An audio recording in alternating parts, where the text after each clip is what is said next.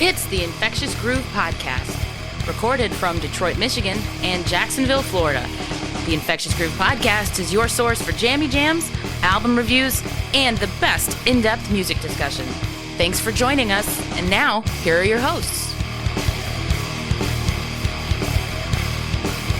And we're back. We're back from this time. It's my fault that we had a 2-week break, and we have feedback to share where people pretty much don't believe that it's my fault. You guys are going to know who got blamed for it. Kyle. Yeah, it's absolutely Kyle who took the blame for it. I knew it. Yeah, so here we are at season 6, and I sincerely doubt there's no way you'll remember. But Michelle, do you remember how we ended the last season, what our main topic of discussion was? Firefest. Oh, my. Okay, Kyle, did you tell her? I did not tell her. Wow. How about that? Go you, Michelle. Look at my memory's coming back. Okay. Well, I'm going to make you stand by that statement. So good luck with that. So as we get into season 6, we have all sorts of cool stuff. We even have a new feature that we are going to share. If you are familiar with the show, generally every other episode is an album review. And then in between those, we do random topics that we want to discuss about music related things. And we now have a third thing that we're going to work into the mix, but we will keep it as a surprise until it happens in a couple weeks. This week, we are kicking off season 6 of the Infectious Groove Podcast. Yes, Michelle, I swear to God, you didn't believe it when we said it before, and it's still true. So I thought it was 5. So we're going to go ahead and go into this season. Okay. And this is an album review kicking this season off, which I think is the first time we've kicked off a season with an album review, whether it's 5 or 6. I think it's the first time. And the album is Kissland by The Weeknd, which has been brought to us by Kyle, and we will get into that in the second half, have Kyle explain to us why he chose this album, and so on and so forth. But having said that, we do have feedback from the last couple of episodes of the last season, so here we go. Feedback, Joe. Don't worry about that. Right. Rock and roll me without feedback. Still getting feedback from your album pick, Michelle, your album review pick from a couple episodes ago. No, that I don't remember. No, I'm sure you don't. Sean and Chris says, I started down a rabbit hole, a Lone Bellow rabbit hole, thanks to Infectious Groove Podcast. I've now moved on to the next album, Walk Into a Storm.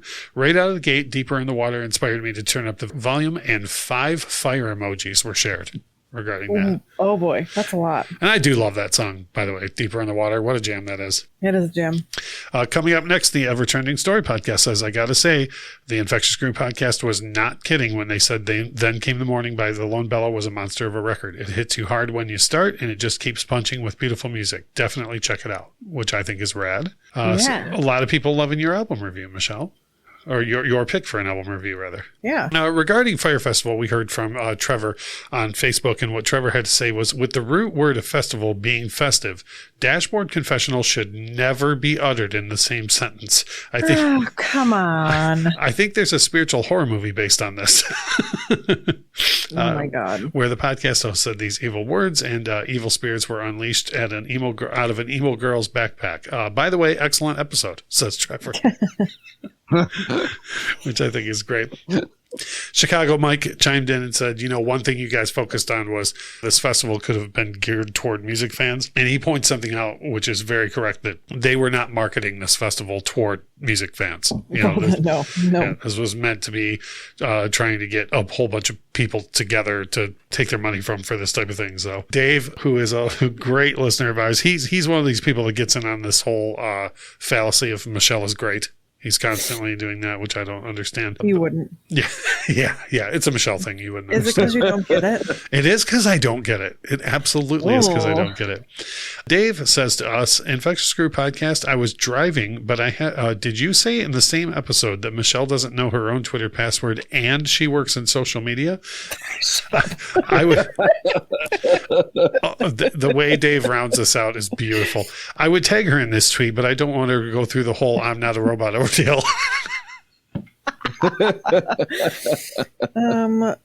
To be fair, I know my passwords for my work stuff. Okay, so wait, if we paid you, would you know your social passwords? Yeah, probably not. That's how much would you pay me? Right, exactly. Yeah, now we've entered into negotiations. $1? Right. Anthony Taylor's version. Notice how I'm trying to get off the subject of paying you. Anthony Taylor's version says that he just watched the Netflix documentary on the Fire Festival after listening to our episode, and it was such a shit show. He spent the whole night just saying what the heck about it, and he's still speechless. One of the more heartbreaking moments for him was when they showed the locals who lost like $50,000 of their life savings as a result of what happened. And we talked about that too, you know. I just don't understand how that happened though. Like what was she paying for? I guess I meant to ask that. Did they not cover that in the 15-minute increments that you watched?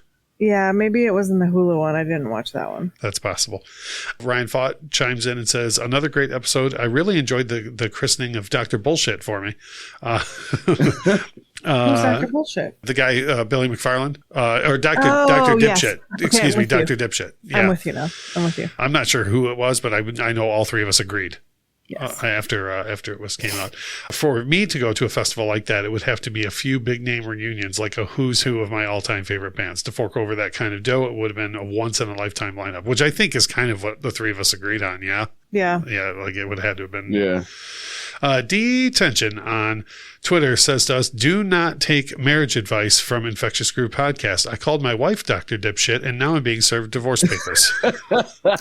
Well, like, what tone did you use? Right. Was it a respectful Dr. Dipshit? Like, were you saying, like, I love you so much, Dr. Dipshit? Or were you saying, like, make me some dinner, Dr. Dipshit? Oh, see? Okay. Well, you know what? We'll look for that feedback next week. Try that out. Context is everything. Context is everything. Yeah. A general observation from Seth that hurts my heart. It says, this came from Monday. I was so sad when I realized there was no new podcast this week. And then Detention comes swinging back and says, thanks, Michelle, for making Monday suck just a little bit more. Is that because we're back or because we're gone? No, it was because we were gone. And I kept telling people on Twitter, I kept being like, this is my fault. Like, we'll tell you more later. Like, there's going to be YouTube updates and stuff. Like, this one is my fault. Like, and people kept being like, yeah, okay, Michelle. Like, just wanting to blame you. I mean, I'll take the blame. Oh, okay. That works. No, then never mind, everyone. It's just Michelle's fault. I also wanted a break. Right. Yeah. Well, you always want a break. Yeah. I want to. It's not you, it's me. Right. I want to throw one last piece of feedback out, and this actually isn't even feedback. I just don't have anywhere else to put this in this episode. And we've been close friends with a podcast, music podcast out of St. Louis called The Itch Rocks. And I've been on their show several times. I need to line up for them to come on our show because they're great guys. They are approaching their 100th episode, and they put it out on Twitter for like people to send in feedback, like game-changing albums for you and that type of thing. Anyways, I replied and gave them some answers on behalf of us. And I thought that the note that they wrote us back was really cool. So I wanted to read that and say congratulations on 100 episodes for them. But they said, thanks so much for turning in your answers for us. We really appreciate the answers and the kind words. And really, Infectious Groove was one of the first music podcasts we encountered where we were like, oh no, we have to step up our game, which I think is sweet. That is sweet. Yeah. I mean, like, we are sweet. Yeah. You always throwing a we around like it's all three of us. I'm the heel, Russ. You definitely are. Going into our next segment. Our jammies. Oh no. Oh yeah. So Michelle, you're going last. So I know you forgot about our own segment that we've done for 120 plus episodes now. So I'm gonna just move right past that as if you didn't just say "oh no" out loud. For me, this past 2 weeks has been a metric ton of Weird Al, and there's a purpose behind that because I recently appeared on the Beard Al podcast. And actually, hold on, let me think about this real quick. The day that you were listening to this new Infectious Groove, the new Beard Al podcast would have come out 4 days before this episode that you're hearing right now, which I am a guest on. And what they do is they do kind of the same thing we do. Actually, I think every other episode is like breaking down a full Weird Al song. And then the opposite episodes of that, they have people on who rank the songs on Weird Al albums and then see what matches up against their host. So because of that, I listened to Weird Al Even Worse, which is their current episode right now, and really had to think about how I was going to rank the songs on it because it's one of those Weird Al albums that's just like darn near perfect from start to finish. So in any case, not only have I been listening to a lot of Weird Al, but specifically the album Even Worse, which was one of my favorites when I was a kid anyway, so it was very easy to go back to. I don't think Weird Al's ever been in my Jammy Jams before, but he sure made a big appearance this week. I feel like he has been. I'm probably at some point. I mean, he's been my Jammy Jam since like 1982, so that's works for me. I certainly am not going to call on Michelle right now because she sounds ultra prepared for our Jamie Jam, so I'll move on to Kyle. Kyle, what have you been listening to for the past couple of weeks? Almost exclusively the new Pusha T album, It's Almost Dry. And can I ask you a quick question? And I hate that I always feel like I'm talking down when I ask this question, but is it not down to you, but about the genre? Is it him? Or is it him and like featuring on every track? No, it's him. Okay. And this is his first record in I don't know, some good amount of years. And it's half of it is produced by Pharrell and the other half is produced by Kanye West. Oh, right on. And now is it like two completely distinct sounds because of that? You can absolutely tell. For those of you that are unfamiliar with who Pusha T is, he's one half of Clips, who came up with kind of like Pharrell and NERD and all those guys. So several of the songs sound like they're produced by Pharrell because they are. There's also one collab there's one track where Kanye West and Pharrell both collabed on producing it. Right on. But it is, people give Pusha T shit because he just raps about the same shit all the time, but like he's playing to his audience. Right. So the fucking album is fantastic. I think we've talked about that with Eminem also, where like in later years, it's like, well, what do you want him to rap about? You know what I mean? Like he's going to rap about what he knows about, and that's it. I mean, it's been all over the place since it released, and like, I mean, I've watched several interviews with him talking about it, and like, it's a very, very well thought out and very well, put together project. Rad. That's awesome. Good. And so beyond that, Labyrinth released the second season of the Euphoria soundtrack. Oh, dude, you were like really excited for the first, and then I remember you were excited when the first soundtrack came out, and then you were watching the second season and said the music in that was great, but the soundtrack wasn't out yet. So that's out now. Yep. So that came out now, and it's I mean, if you watch the show, then it's all the music from the show, and it's as good as you wanted it to be. Yeah. Oh yeah, it's fantastic. That's rad. Now, Michelle, I know that you've been chomping at the bit, and you were probably the most prepared for this segment that you've ever been prepared for anything. But I appreciate you waiting your turn. And so now bestow upon us the one song you looked up while Kyle and I were talking and call it your Jammy Jams. I don't. So I listened to a lot of podcasts while we were off. Oh, look at you go. I know. But what I also have listened to is a metric butt ton of Kaleo. Oh, yeah, that's right. Because y'all went and seen them or saw them in concert. Yeah. Yeah. So we went and saw them last Wednesday, and then we're going to see them in a week and a half. Nice. Again. So I was like getting all revved up for the concert beforehand, listening to them, and now Mom had to listen to a lot of Def Leppard before the big show. Yeah, and then now I've been reliving it / getting prepared for the next concert for round 2. So sidebar for a second, that show was absolutely phenomenal. Right on. That's good to hear.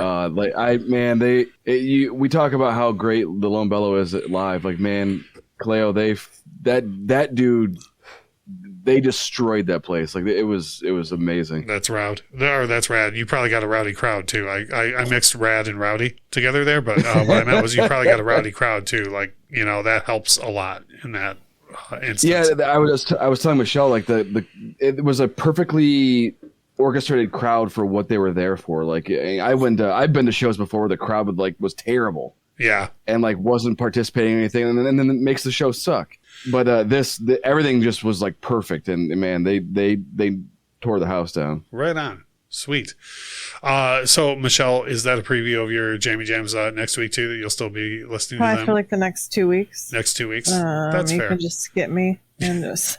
I can just punch back in the editing here. Yeah. No. So that's what I've been doing. They also released 2 new singles, and I don't know if one of them was out before we went on break. but it seems like they did a live concert, I think in Iceland in front of nobody. Oh, right on. And I'm sure that there's some sort of historical, like what Pink Floyd did, whatever, with the things in the volcano. Yeah, when Pink Floyd did the things.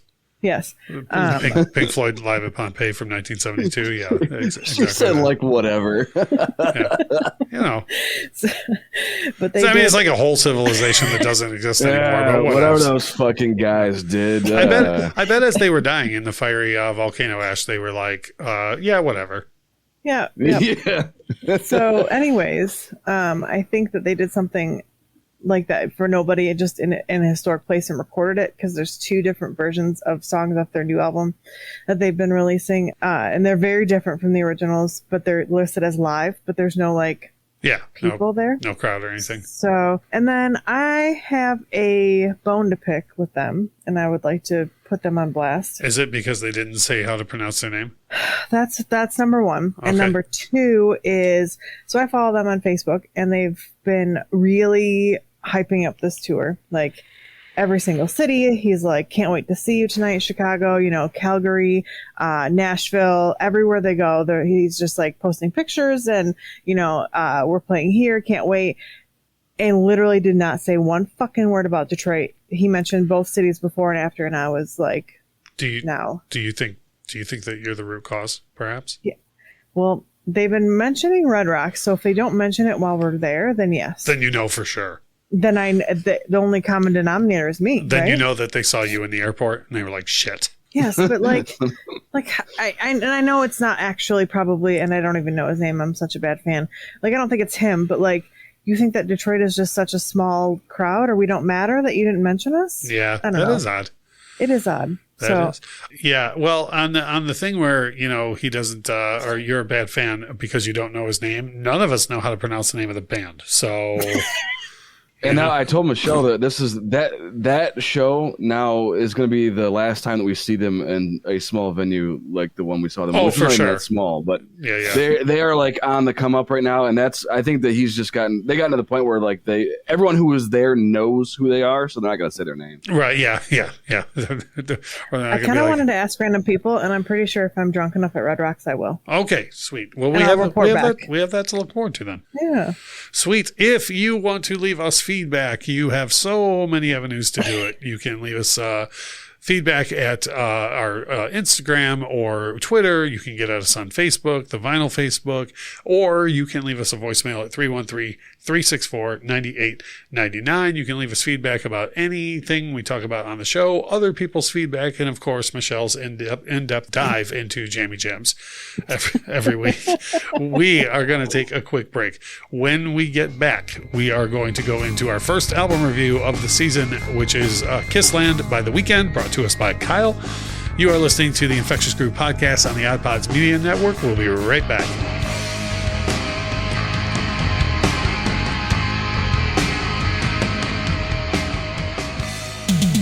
I'm Richie, a.k.a. Midnight Agent Raw. I'm Devin, a.k.a. Special Delivery Dev. We're the Super Media Bros Podcast. And each week, we give a comedically informative take on movies, music, television, pro wrestling, and much more. Check us out at supermediabrospodcast.com, Apple Podcasts, Spotify, or anywhere else that you can listen to podcasts. Shades on. We're off.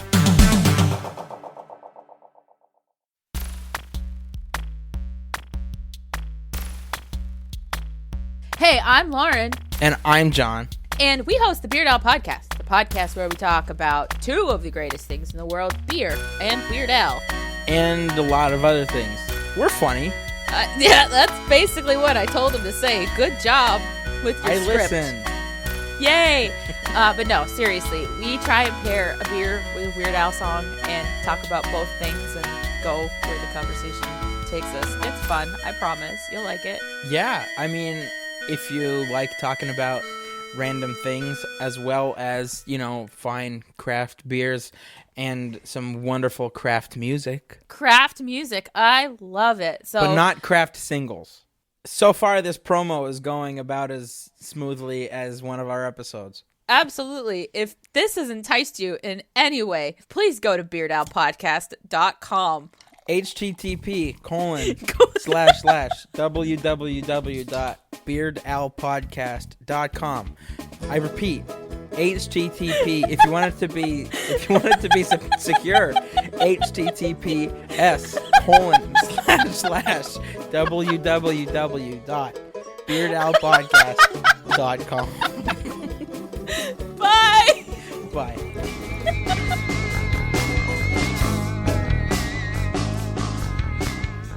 We are back, and Michelle's going to be so sad to learn that in the haste to get ready for this episode, I didn't load the usual album drop that I use for the album reviews, where Michelle says I'm sure I'll say something dumb.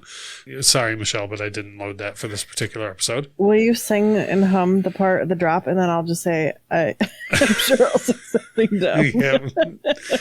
We'll count that. This episode is an album review, and this time it was picked by Kyle. He brought us Kissland by The Weeknd to review, and I always run down a few stats and then ask whoever it was to pick the album to tell us why. From everything I could see, this was released on September 10th, 2013. Now, I noticed this is listed as his official debut album, but as a quick sidebar, Kyle, the trilogy came before this, right? But was a series of EPs? Yes. So, yes, the trilogy, it was like House of Balloons and Thursday and all those. Yeah. Okay. That all came out before this, but I don't think it was released as a package until after this came out. Yeah. So calling this his debut album really isn't a fallacy, right? Like it is his first full-length debut record. Yeah, I guess so.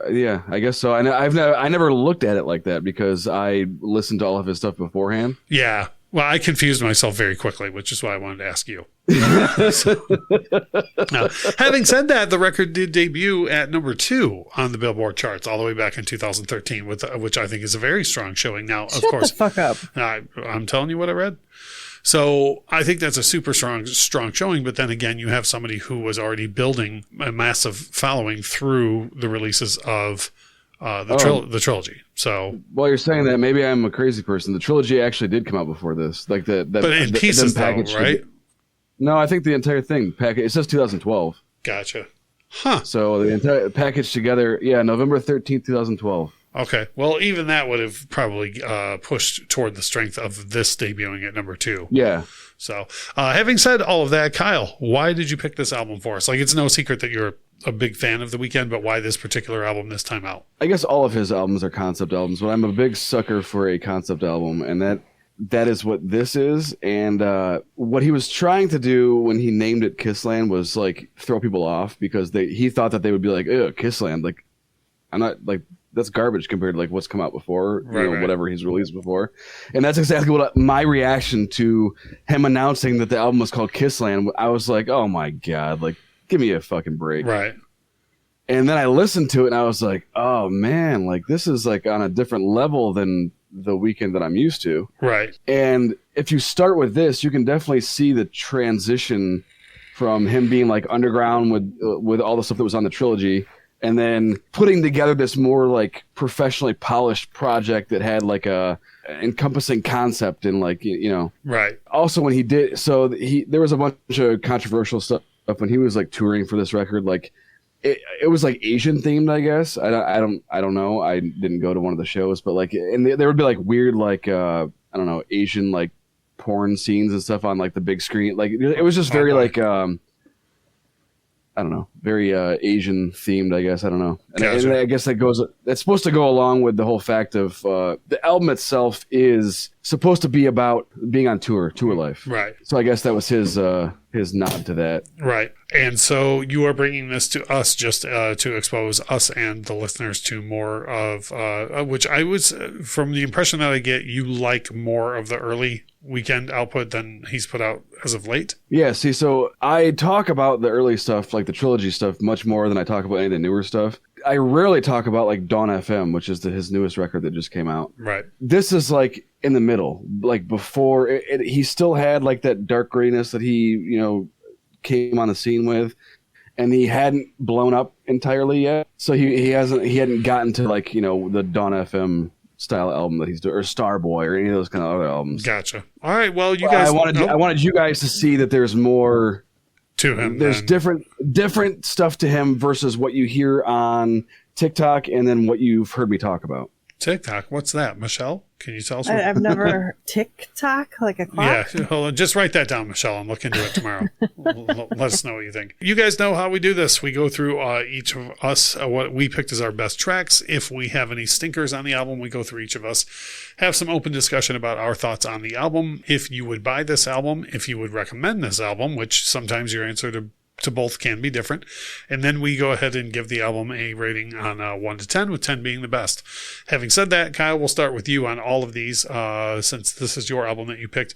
What are your very best tracks on this record? I don't have any. So I only ever listen to this record all the way through. Straight through. You don't ever. Okay. From start to finish. I don't pick around. I literally put it on at 1 and then I let it go until it stops. Fair enough. Because it's designed to where each one of the songs go into the next one, which I fancy that kind of thing. But yeah, I mean, I'm never going to hate on something like that with my Pink Floyd background. So I honestly, I don't listen to this record out of context or out of order. So gotcha. Michelle, I feel like the answer is going to be slightly different for you. What were your best tracks on the record? Pass. Oh no. All right. Well, I will tell you that I had two that I personally, for my personal taste, I thought stood head and shoulders above the rest of the record. Professional and Wanderlust. For me, those two, and Professional is the opening track. Wanderlust, I want to say, is about halfway through. And for me, those, let me put it this way. And I totally hear what you're saying, Kyle, like with, cause like with, I would do it with Pink Floyd. I was going to say with Pink Floyd, I wouldn't stop and repeat a song, but I would. So I guess it does qualify, but like those two, Professional, I immediately listened to again the first time that I listened to the album. And then, Wanderlust, in subsequent listens was the other track that I found that I would like, run back and listen to again before letting the rest of the record go.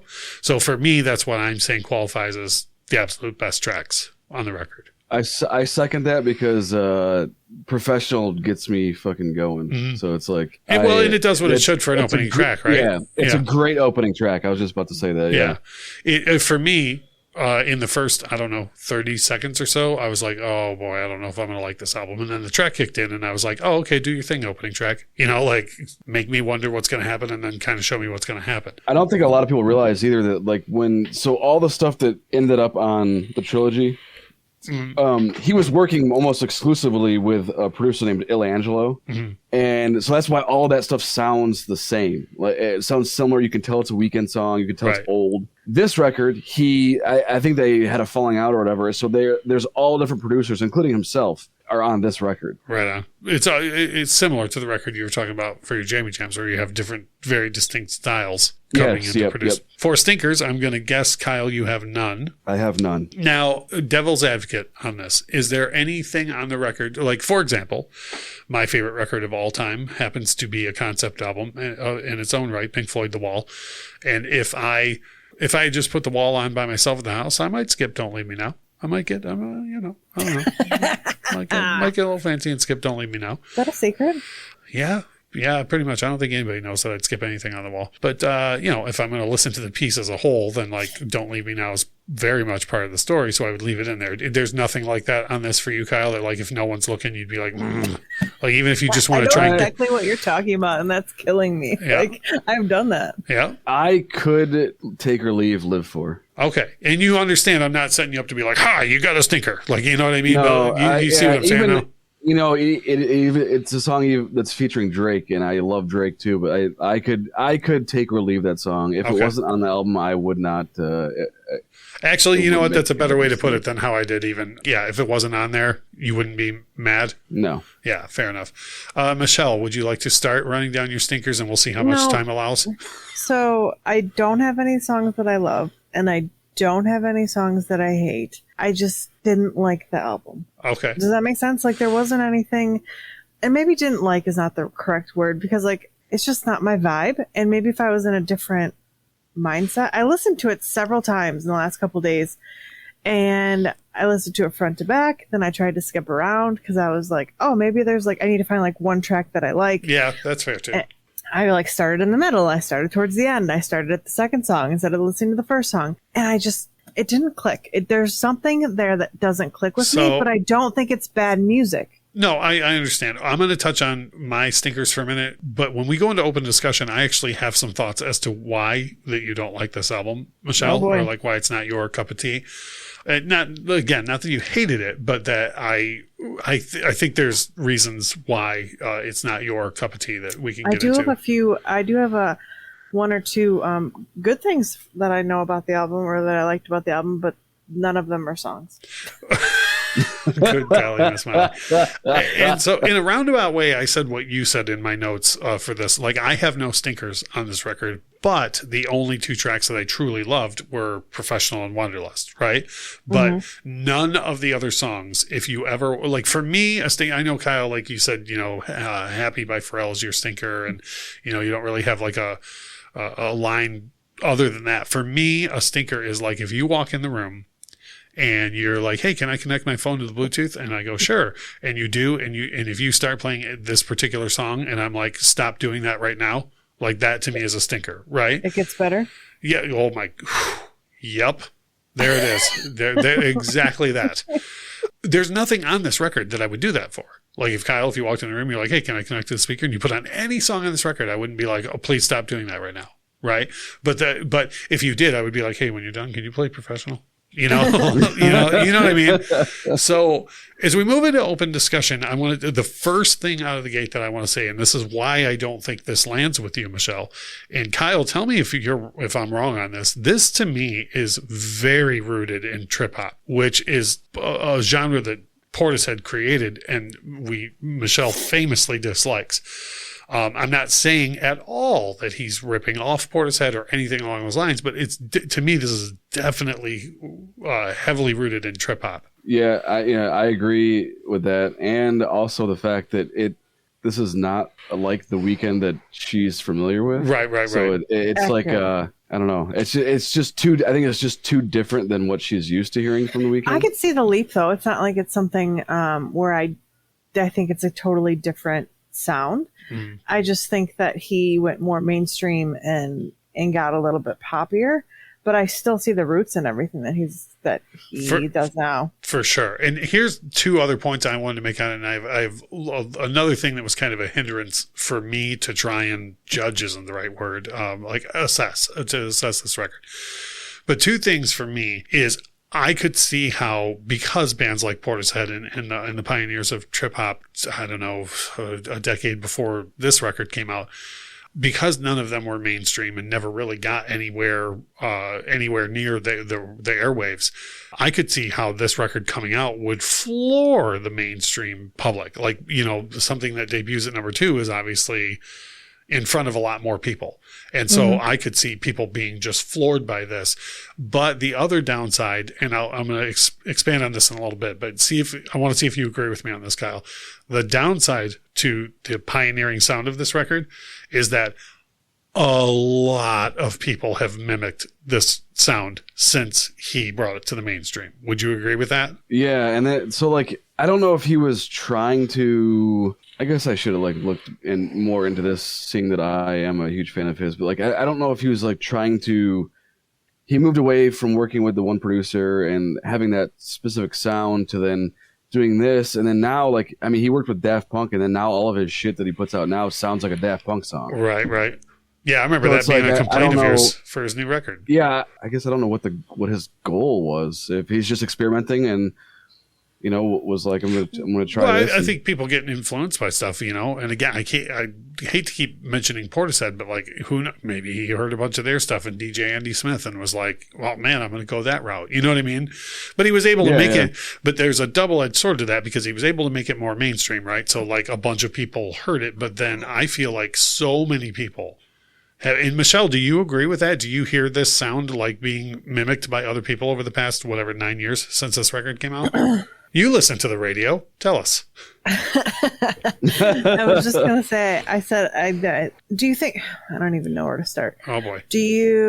I do hear this sound mimicked, but it didn't start here, did it? No, I'm saying, I feel like what he's doing is an enhanced version of something that came years before, but was, yes, but and was not brought mainstream. It to the mainstream. Right. And so now you have every Time, Dick, and Harry being like, oh, well, I'll just make that sound because that was popular. Start where? What do you mean? What? You said it didn't start here. Start where? What are you talking about?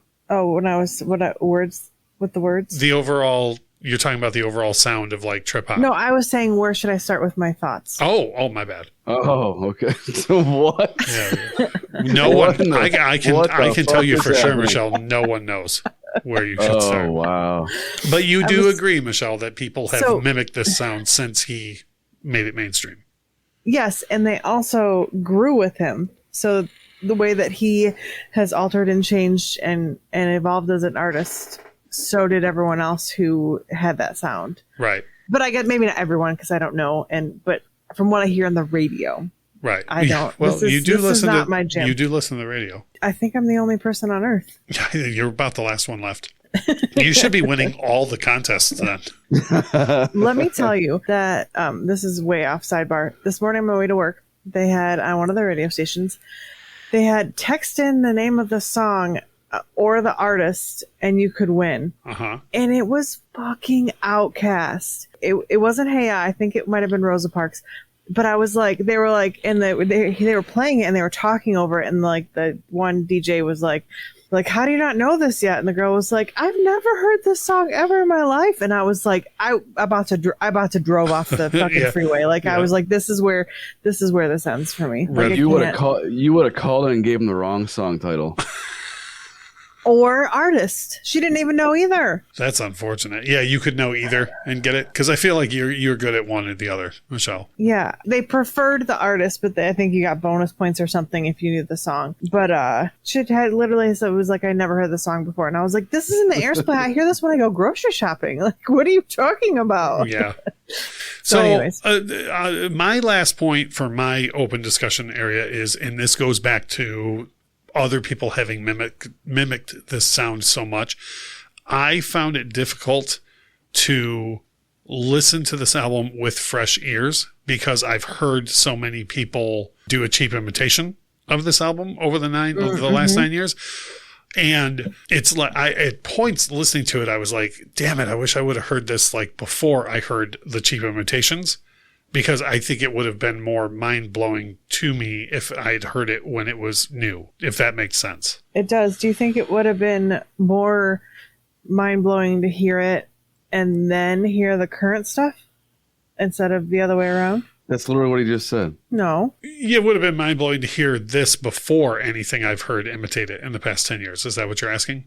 No. What are You're you talking about people imitating. I'm asking, you're talking about people imitating it. Yes. I'm talking about current Weeknd songs that are out now Okay. on the radio. Okay. Do you think it would be more mind blowing to hear this album before you've heard all the singles? Because I think Russ, you and I have heard more current singles than we have original tracks. Like Okay. not original. Like the first couple albums. Right. Yeah. Yes, We're going to have to hire a translator for listeners to understand what the hell you're talking about. Well, if we take the money we were going to pay Michelle, maybe we could put it toward getting a translator. Yeah. First of all, it's after my bedtime. And second of all, I've had 2 full beers. Oh, geez. No, I do understand what you're saying, or at least I think I understand what you're saying. And yes, I do think that I would be more impressed with that material then than I am with the current material now, I think that's what you're asking. Sure. Okay. Dear God, moving along. I have some general discussion. I'm so sorry. Go right ahead, Michelle. And please make every effort to make it understandable.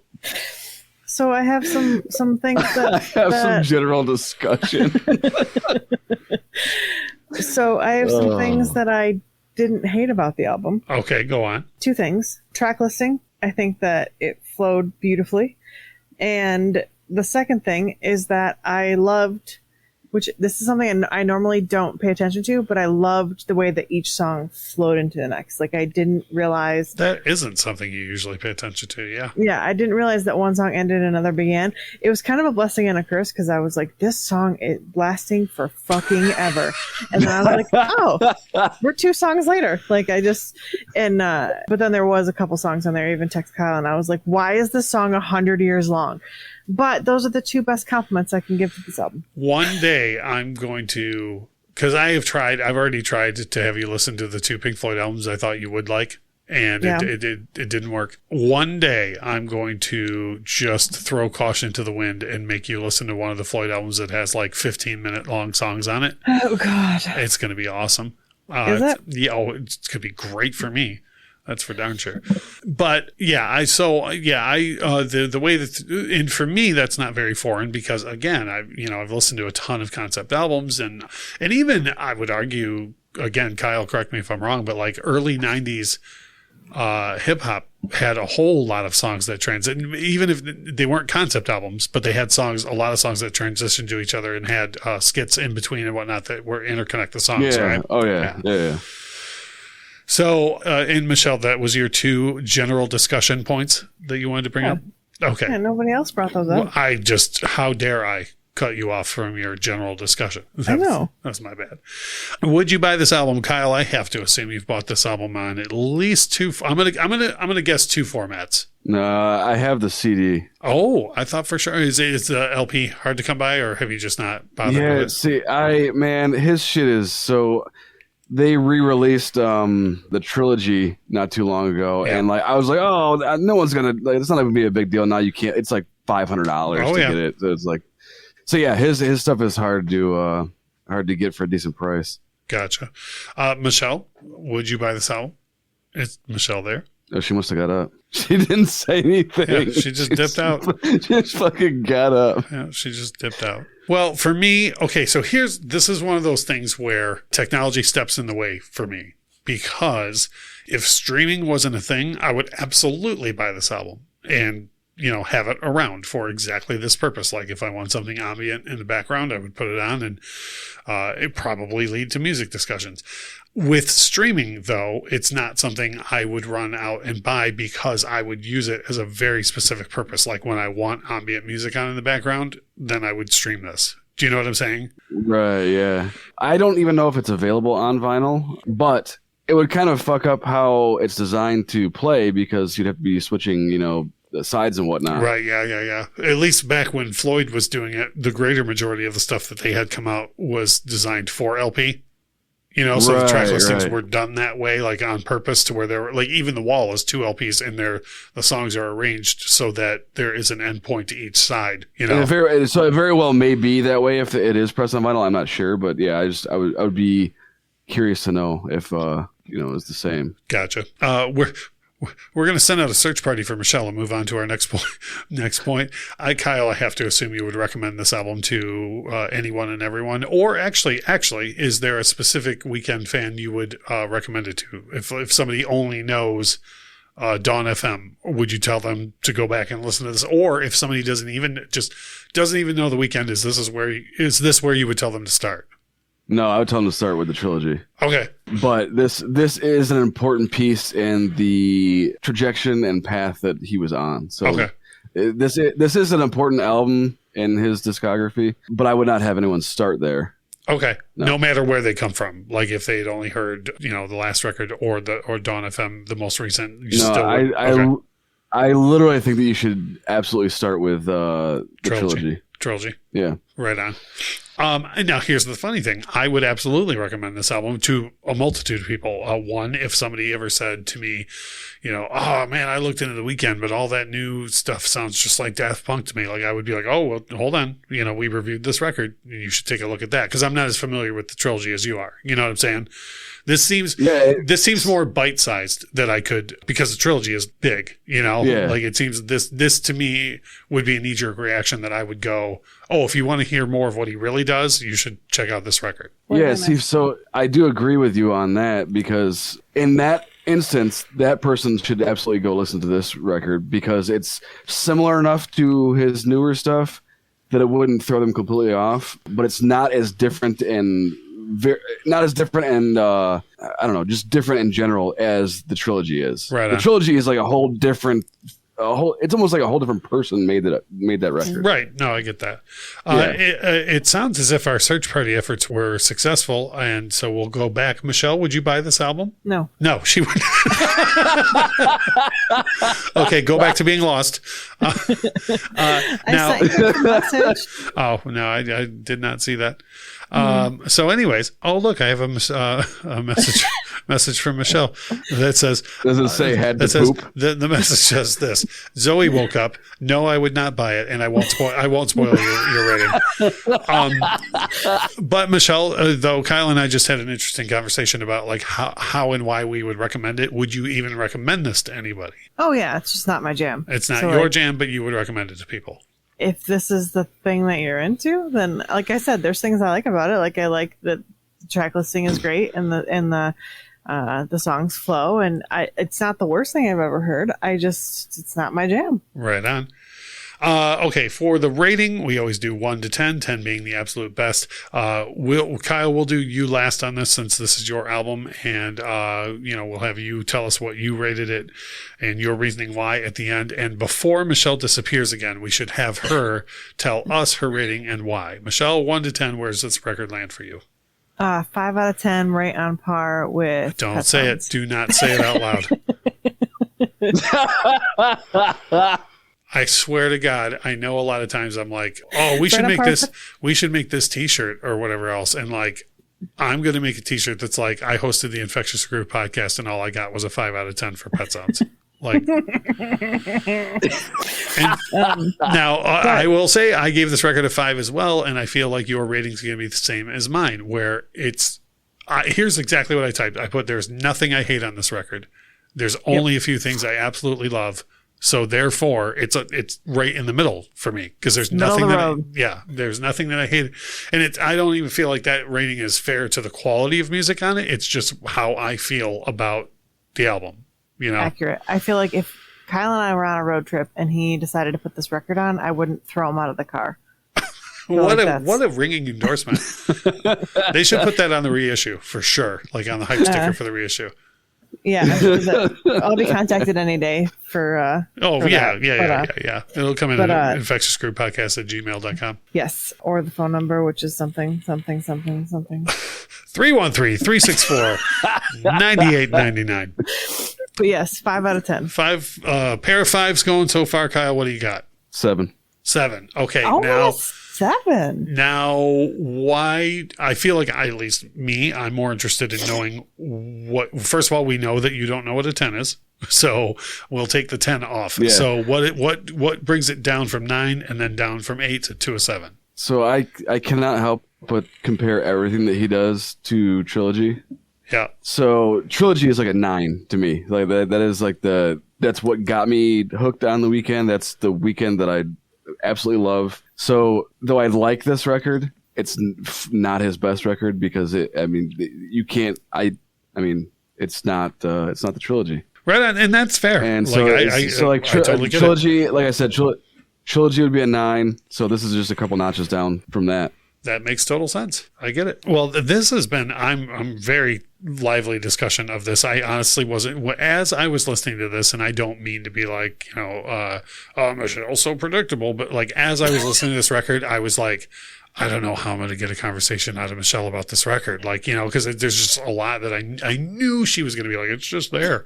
And then she got offended when you cut her off too early. I know. Yeah. And then her general discussion points were almost ignored. They were good points. I like this discussion. They were good points. I was being facetious, but they were very good points. And, but I feel like this has been a very good, like if I were a big Weeknd fan and I listened to this discussion, I don't feel like we said anything that people would argue with.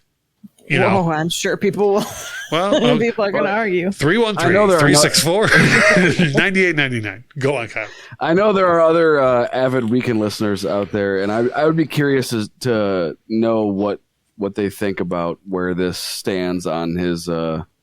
His and I put out earlier this week a tweet with the album picture, and I tagged the Weeknd in it on Twitter, and I said, hey, this is what we're coming back with on Monday. And there was a lot of interaction of people already being there was we had at least one person say, oh boy, they're taking on my favorite Weeknd album.